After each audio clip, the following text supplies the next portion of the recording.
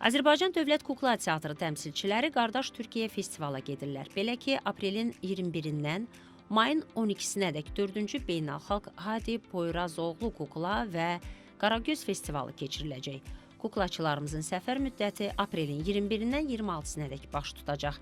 Sənət bayramı Türkiyənin 2 böyük şəhərini əhatə edəcək. 23-25 aprel tarixlərində Ankara, 26-27 aprel tarixlərində isə İstanbulda baş tutacaq festival marafonu 28-30 aprel tarixlərində Bakıda, mayın 2-dən 4-ədək Özbəkistanda davam edəcək. Tədbirin bu ilki bağlanış mərasimi 9-12 may günlərinə təsadüf edəcək və Şimali Kipr Türk Respublikasında olacaq. Onu da qeyd edək ki, festivalın bu ilki iştirakçı sayı və tamaşa proqramı da genişdir.